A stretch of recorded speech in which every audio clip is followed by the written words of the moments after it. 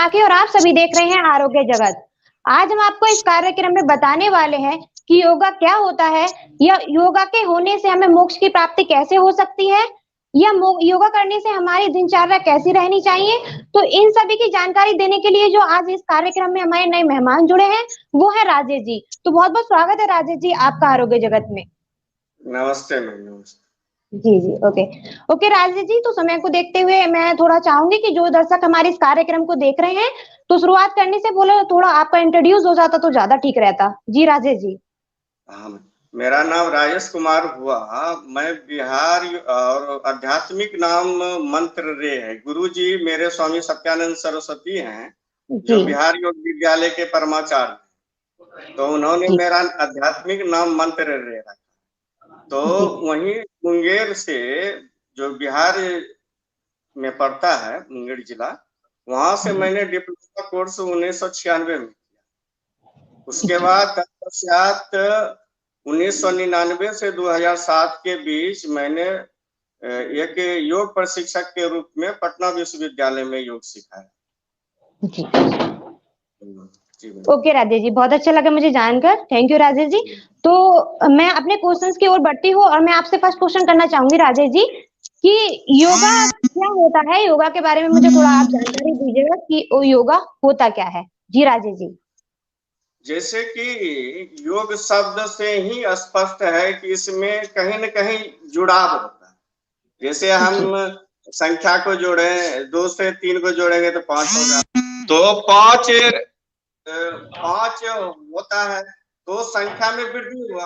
उसी तरह से योग में शरीर को मन के साथ जोड़ा जाता है। और अब प्रश्न उठता है कि मन के साथ क्यों जोड़ना जरूरी है। जैसे संख्या में वृद्धि हुई तो आपका अधिक हुआ।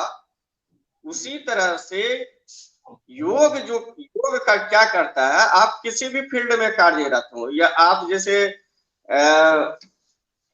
मीडिया से हैं, हम योग शिक्षक हैं, जो भी लोग भी कार्य क्षेत्र में हैं, वो चाहे किसान हो, मजदूर हो, इंजीनियर हो, डॉक्टर हो, तो वो अपना कार्य कुशलता पूर्वक तब कर सकता है जब मन का के साथ जुड़ाव होगा। जैसे हम लोग बचपन में पढ़ते थे, तो अगर एग्जाम में अच्छा मार्क्स नहीं लाया तो पिताजी, माँ, बड़े भाई, बड़ी बहनी सब बोलती थी तुम मन लगा के नहीं पढ़ा।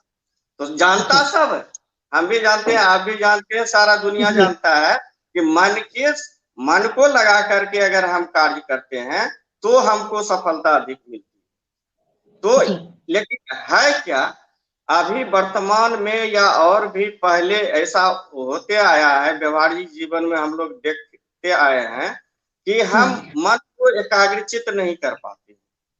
यह कहना आसान है कि मन को लगाओ, मन को लगा, लेकिन मन को लगाने का जो पद्धति है, योग में बहुत ही व्यापक रूप से इसको बताया गया। और महर्षि पतंजलि बताए हैं कि अष्टांग योग में यम, नियम, आसन, प्राणायाम, प्रत्याहार, धारणा, ध्यान और तब समाधि की बात वो बोलते हैं कि जैसे मान लीजिए आप छत पर आपको जाना है और बांस की सीढ़ी है, तो पहला स्टेप छोड़ के आप छत के स्टेप पर पैर नहीं रख सकते हैं। अगर आप ऐसा करते हैं तो आप गिरेंगे। उसी तरह से अभी क्या बोला जाता है, एक मंत्र दीक्षा दे दिया जाता है और बोला जाता है आप ध्यान करो, मंत्र का जाप करो, तो उसका शारीरिक स्थिति सही नहीं रहता है, मानसिक स्थिति सही नहीं रहता है, इंद्रियों पर उसका बस नहीं रहता है, तो हम इष्ट के प्रति ध्यान कैसे लगा पाएंगे। तो यही बोला जाता है, योग में यही सिखाया जाता है कि आप शरीर के साथ मन का जुड़ाव कैसे करेंगे। और इसके पीछे सिर्फ और सिर्फ यही एक रीजन है कि जब शरीर के साथ मन का जुड़ाव रहेगा तो हम किसी भी फील्ड में जो कार्यरत हैं उसमें हम अपने कार्य को अधिक से अधिक सफलता दिला पाए। और इसी में योग क्या जो है, योग बहुत से ऋषि मुनि हुए, पतंजलि हुए, तो उन्होंने योग का इसी पर परिभाषित भी किया अपने योग सूत्र में।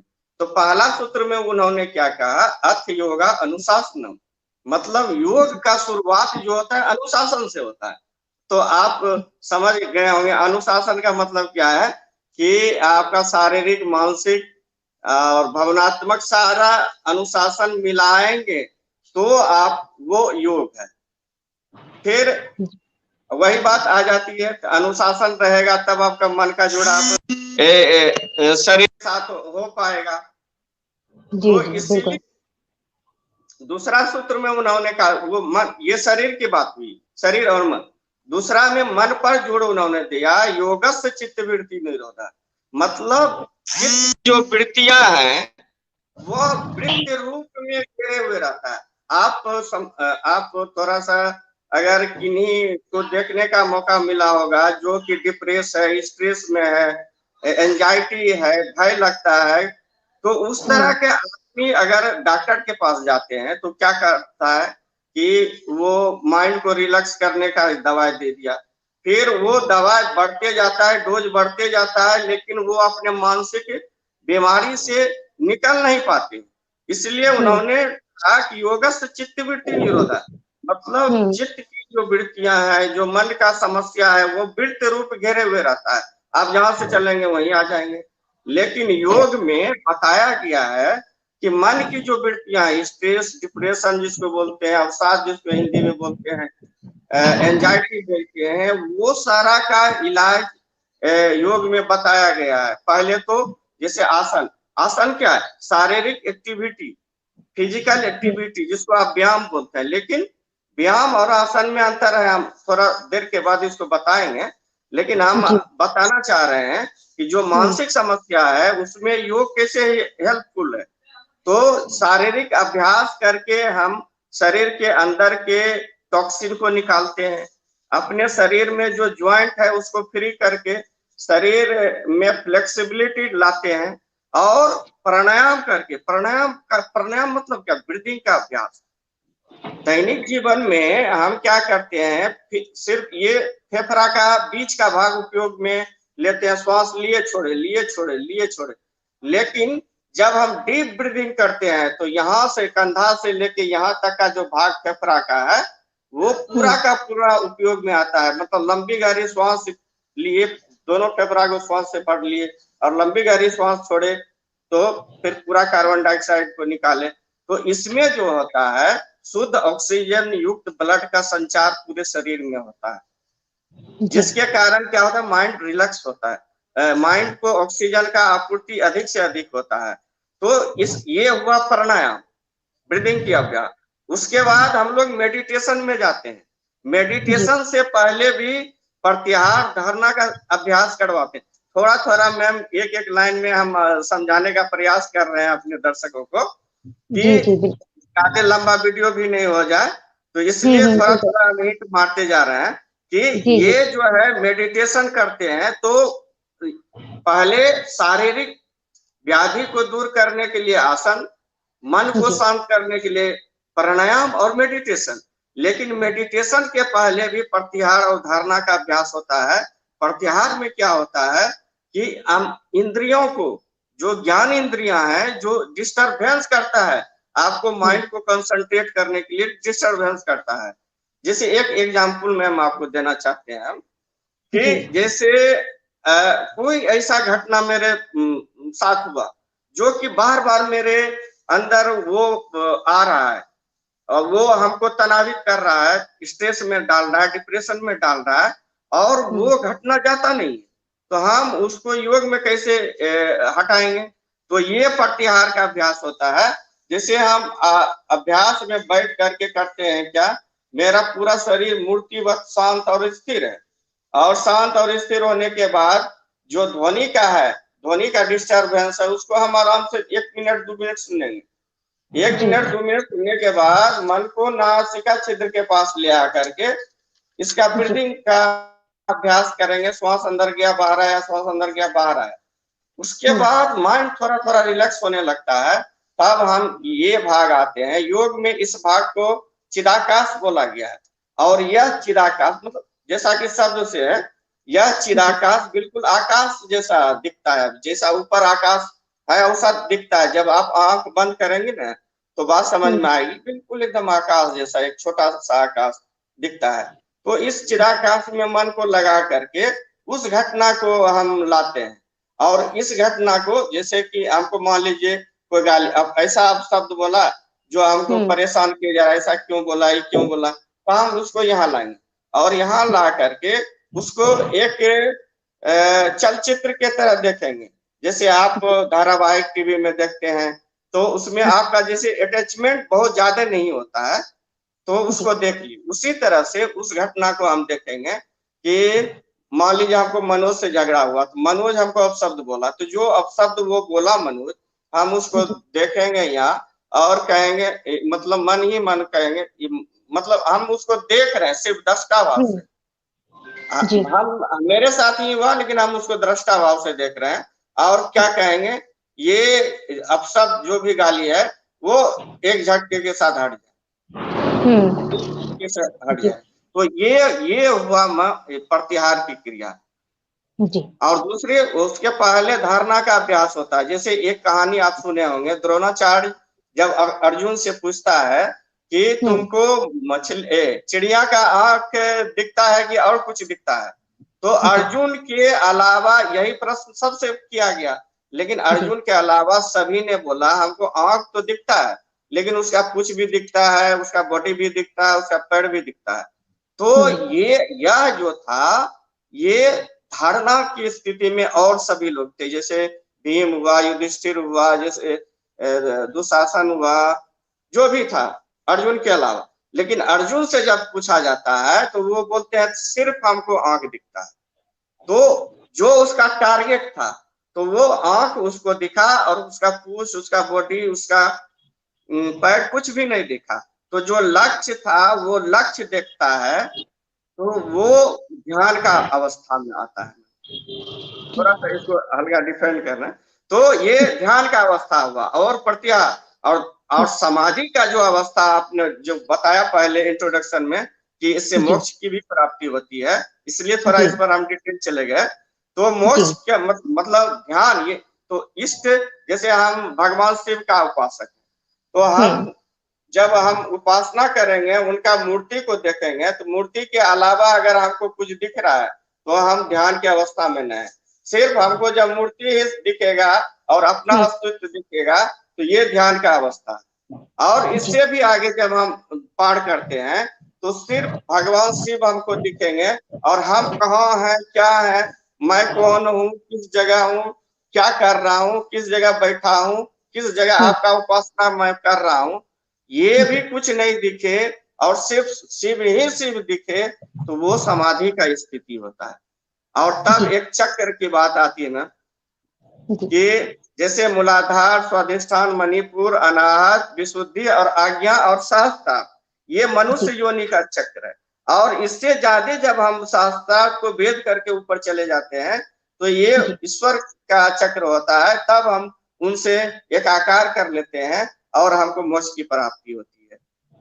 तो ये क्या है, उस पर डिटेल में नहीं जाएंगे, ये मतलब हम लोग का केस है सर BRC सर का, और जो भी नेचर पर इस तरह की बातें हम लोग करेंगे अल्टरनेट मेडिसिन की। क्योंकि आपने मोक्ष का भी बात किया था, इसलिए उस पर थोड़ा सा डिटेल चलेंगे। जी बिल्कुल बिल्कुल।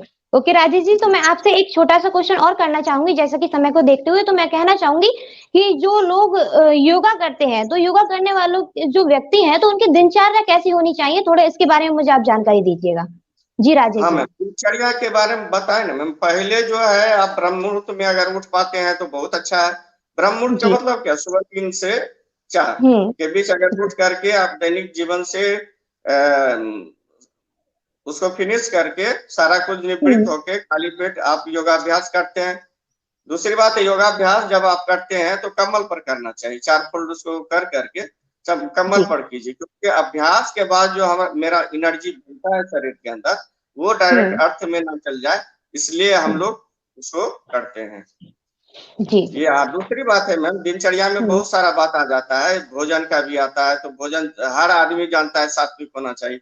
मांसाहारी लोग समझते हैं कि यह भी तो भोजन है, लेकिन मांसाहार और शाकाहार करके देखें, उनके माइंड में परिवर्तन आएगा। मांसाहार जो करते हैं उसमें तमस वृत्तियां आती है, तामसिक स्वभाव होता है, क्रोधी स्वभाव होता है। और दूसरी बात है, एक चीज और इसमें हम जोड़ना चाहेंगे, जितना आपका मांसाहारी जीव है उसकी आंत की लंबाई छोटी होती है, इसलिए वो मांसाहारी भी करता है तो वो चल सकता है, लेकिन हम लोग की आंत की लंबाई बड़ी होती है, लंबी होती है, इसलिए डाइजेस्ट होकर के उसको निकलने में समय लगता है। और वो अगर हम मांस खाते हैं तो बहुत देर से पचेगा, 48 घंटा 72 घंटा में पचता है और आंत उसको ठीक ढंग से नहीं फ्लैश आउट कर पाता है, जिसके कारण आपका कॉन्स्टिपेशन हुआ। कॉन्स्टिपेशन जैसे ही होता है तो आपका गैस बनना स्टार्ट हो जाता है, एसिडिटी बनना स्टार्ट हो जाता है। इसलिए मनुष्य को शाकाहारी होना चाहिए, सात्विक भोजन करना चाहिए।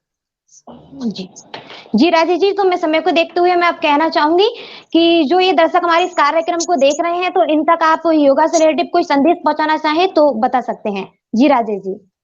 हाँ मैम, एक चीज आपको बोलना था मैम, जैसे हम तो मानसिक रोग पर थोड़ा सा डिटेल में गए थे, और जी शारीरिक जी में जैसे कि आपका योग के अभ्यास से कोई भी डिजीज आपका, जैसे मधुमेह है, सर्वाइकल का है, कोई भी प्रॉब्लम है, तो चूंकि बीआरसी सर इसमें थोड़ा सा सफर कर रहे हैं, बहुत सा जी ऐसा नियम है मैम, इसलिए डायरेक्ट हम बोलना नहीं चाहते हैं उसके बारे में, कि आप जी अगर कहते हैं डायबिटीज जड़ से ठीक हो जाता है तो योग केस लद जाता है।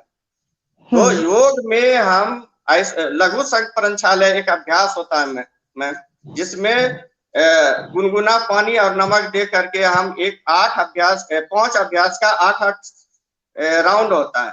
गर्म पानी पी करके, सुसुम गर्म पानी, नमकीन पानी पी करके हम ताड़ासन इस तरह से, फिर तिर्यक ताड़ासन, कटी चक्रासन, ऐसे भुजंगासन और तिर्यक भुजंगासन और कौवा चाल, ये 5 अभ्यास होता है, जिसको 8-8 बार करके एक राउंड का अभ्यास हुआ। इस तरह से 3 राउंड का अभ्यास जब हम करते हैं तो मेरे अंदर का जितना भी गंदगी है, आपका कॉन्स्टिपेशन, वो पूरा गंदा गंदा मल निकल जाता है। फिर उस अभ्यास को करते हैं।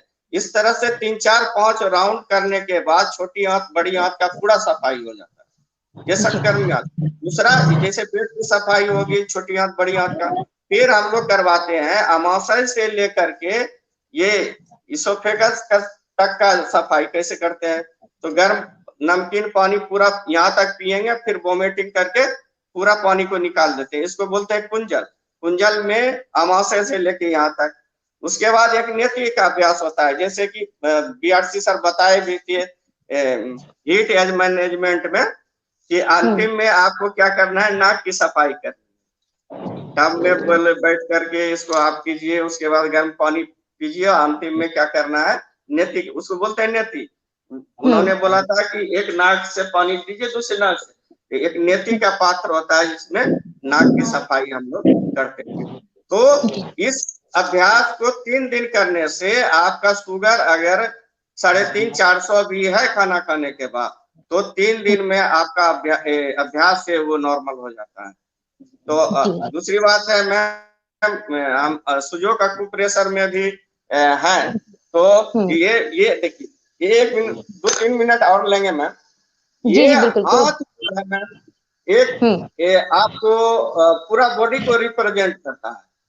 जी सुजोक अक्यूप्रेशर में बोला जाता है यथा पिंडे तथा ब्रह्मांडे, मतलब जैसा मेरा यह शरीर है उसी तरह का ब्रह्मांड है। 5 तत्व से हम भी बने हैं, 5 तत्व से ये प्रकृति भी बना है।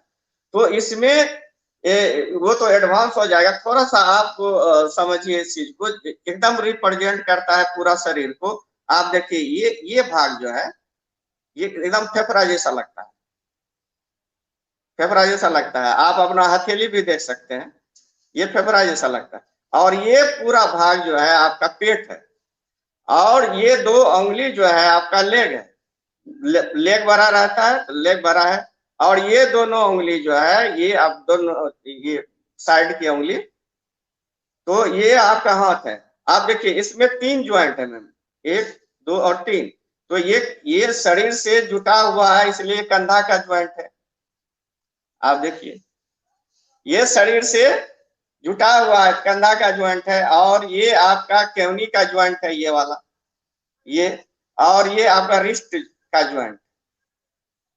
तो इसी तरह से हम लोग ऑर्गन को निकालते हैं। चूंकि डायबिटीज का बात हम कर रहे थे, तो ये भाग है जो मैम, जिम्मी है आपका, ये भाग जो है मैम ये पेंक्रियाज का है। और यहाँ आप क्या करते हैं, इस तरह का मैग्नेट जो है इसको बोलते हैं स्टार मैग्नेट। अगर दिखता हो तो ये छोटा छोटा मैग्नेट होता है, ये छोटा छोटा मैग्नेट होता है। तो ये 3-4 मैग्नेट को लेकर के ये डॉक्टर टेप के पास इस तरह से इसको लगाते हैं इसी करके, और उसको ऐसे इस तरह से साट देंगे। इसे 3-4-5 रहेगा तो वो आपका मधुमेह में भी काम करेगा। तो इसलिए हम जो है योग, डीआईपी डाइट और सुजो का कुप्रेशर, इन सबका हम सम्मिलित प्रयोग जब हम करते हैं पेशेंट पर तो 100% लाभ मिलता है। ऐसे तो सर का, बीआरसी सर का जो डाइट है डीआईपी डाइट, उससे भी बहुत होता है।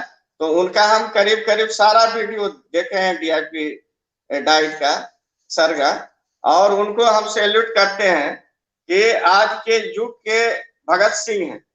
हम लोग को थोड़ा सा प्रॉब्लम आता है, सामाजिक कानूनन प्रॉब्लम तो टूट जाते हैं, लेकिन सर इतना जो मेहनत कर रहे हैं और 60,000 कोरोना पेशेंट को ठीक करके जो विश्व में नाम किए हैं, आने वाला समय उनका होगा और इतिहास पुरुष बनेंगे, यही मेरी कामना है उनके साथ।